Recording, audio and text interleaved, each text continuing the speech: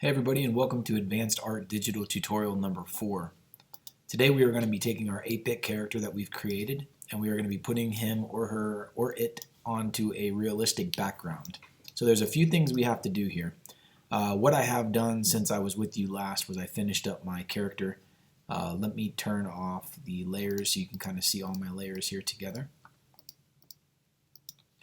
You've got your black outline layer I always place on the top. I did make a highlight layer down here, and you'll see why if I turn the blue shoes on. I had kind of a solid color here, so I made a highlight layer to split the shoes and put a little bit of a highlight on the pants. We got our purple wheels, green board, brown, yellow, red, and we are good to go. Now the reason we use layers is to get used to organizing our work. We want to save this document and keep it in case we ever want to go back in and change anything. Now what we're doing today is we're going to go ahead and turn off our grid so we can see it a little bit better. Hide grid, and you'll notice on here if you find any spots that you want to go back and fix, this is a good time to do it. So if you need a bolder outline, go back to your black layer and add your bolder outline in there if you need to. Whatever you want to do to kind of fix your design, if you feel like it needs something else, you can always do that. I'm going to go ahead and step back. I did see up here I'd like to put a black square right there and maybe one right here. There we go. So you can go back in and fix this however you desire with the grid off so you can see it a little bit better. Save your document, Command S when you get to this point. Now if we were to export this file and bring it into an 8x10 document, which is what we're going to do, it would be like this tiny. So we have to do a screenshot. So what we're going to do is zoom way in on our computer, Command plus, or pinch zoom if you have a MacBook, Command plus, and I have a program that I highly recommend you download called Skitch. It's free. It's right here, Skitch, where I can just click crosshair snapshot and I can actually screenshot.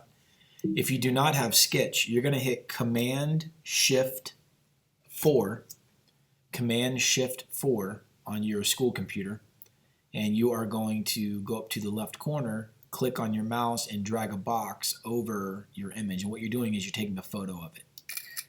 Once it takes a photo, on the Macs, it automatically puts it onto your desktop. So it is, let's see, 244 screenshot. Let me check this out. There it is. So I have two screenshots here. Yeah,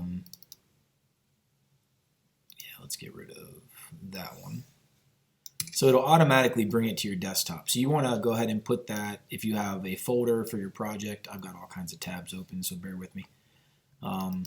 If I go to, let's go ahead and just leave him and drop him into my 8-bit project folder. I have all my stuff in here. All right, let's go back to Acorn. So you've taken a screenshot photo of it. And now what you want to do is set up a new document. So here is what we are going for today. This is my finished product. This is my Bart Simpson on my realistic background, and I add a little shadow here. I'm going to show you how to build this whole thing. So let's go to File, New, and we are going to make an 8x11 inches, not pixels this time, so 8x11, which is a normal piece of printer paper, at 300 resolution, and click OK. And we might have to zoom out, so here you go here. Before we get started, let's save our work. File, Save As. And I'm going to do Bart on background 2 and save it to my 8-bit project folder. And I'm going to find a photo. So I've already figured out I want to put him in an alleyway. And I have my alleyway. I got so many tabs open. Let's go ahead and go to New York NY Alley and see what pops up. One thing you want to do, there's a lot of steps in this, so you're going to have to probably go back and watch this again. If you go into your Google under Images, you might have this. Click Images. Go to your Settings option right here. Drop down Advanced Search and change image size to large. It's going to help you get all large images, and then click Advanced Search. And I'm going to scroll through my alley. I'm going to do one a little bit different than the one I showed you. That's kind of a cool one right there, actually. Let's look around. I'm probably going to go back to the one I just saw because I like that one. Yeah, let's see here. There we go. Let's go to this one. We're going to control click or right click to save our image, save image as, and I'm going to name it New York Alley. Save it in my 8-bit project folder so everything's in the same place. And I'm going to go back to, here it is here, that's going to be perfect. I'm going to go back to my Acorn, and I'm going to add an image to my new document. So right now I have just one layer. I'm going to go File, Add Images, and I'm going to add the New York Alley.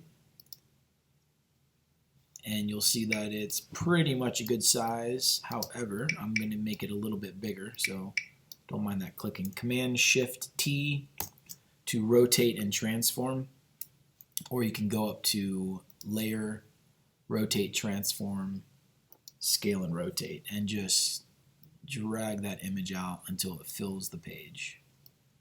And because it's a horizontal image, it might look a little bit different. We've got a little dude back here.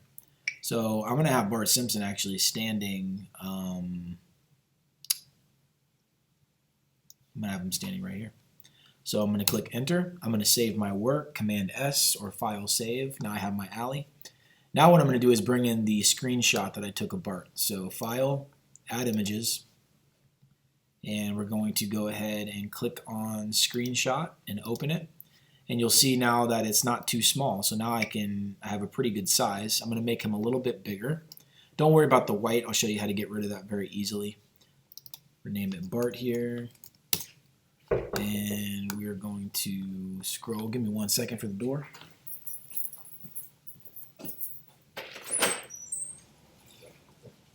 Wait, can you look at it? I'm going to play it. I'm actually recording something. Oh, all right. But I'll check it out later. All right. Appreciate it. Alright, sorry for the interruption. Student at the door.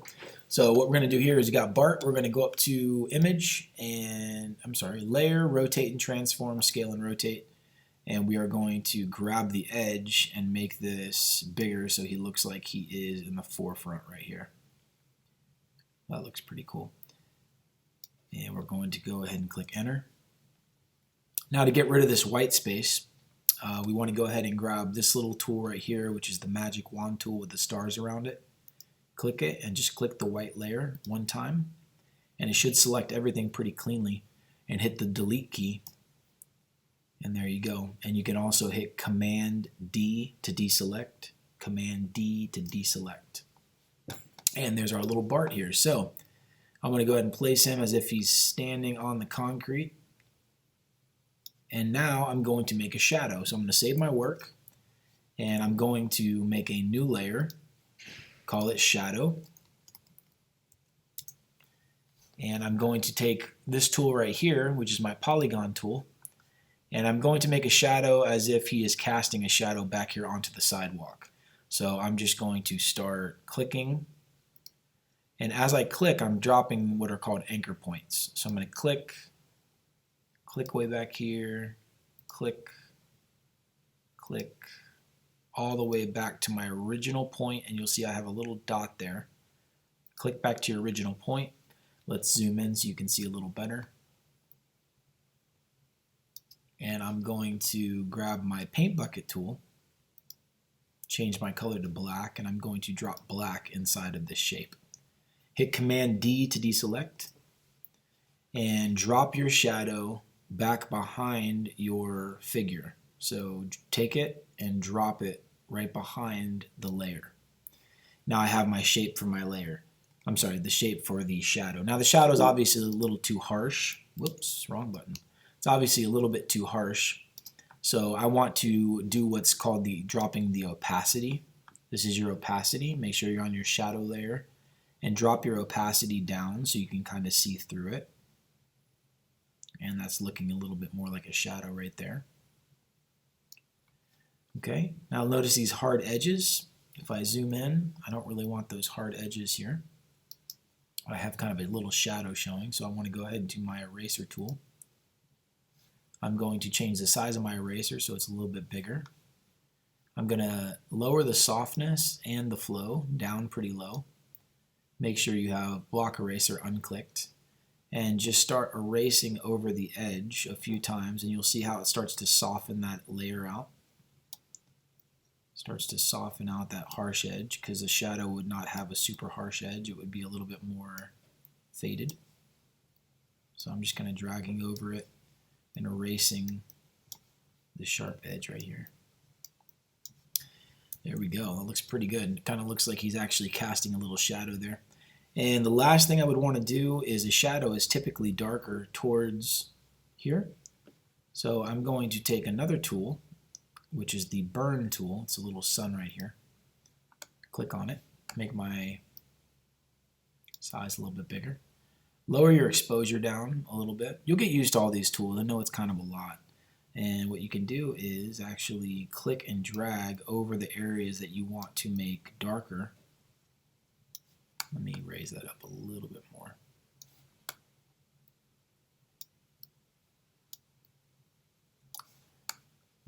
Let's see why it's not working too much. Maybe if I go here, let's do midtones.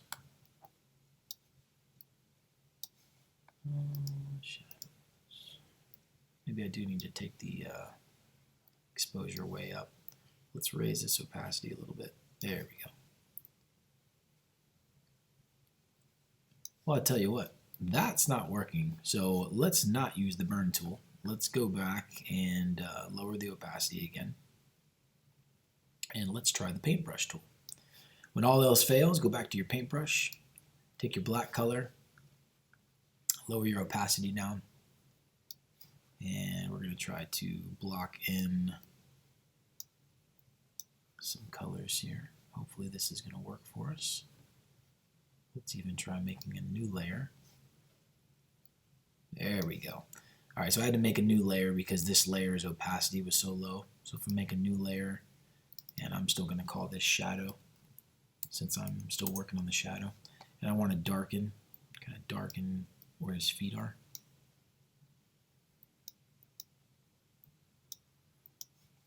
There we go. Maybe I want to darken a little bit near the board. This is being kind of picky. You don't have to do all this detail if you don't want to, but it makes it look a little bit more realistic. Now if I zoom out, I'm pretty happy with this, although this is a little bit too harsh of a line right here, so I'm going to go back to my shadow layer, to my eraser tool, and I'm going to make that a little bit softer. There we go. So now you can see what we've done is we've created an 8-bit character. We've placed the character on a realistic background, so he's merging into a realistic world. We've added a little drop shadow to it. You've learned a lot through this because you've learned how to set up your documents in different ways. You've also learned how to go in there and deal with the pencil tool and setting up grids using layer opacities. This is going to be a really good place to start so that you can have a little bit more advanced knowledge using Acorn. So hopefully you learned something through this project. Have fun with it. I look forward to seeing what you guys come up with. Bye-bye.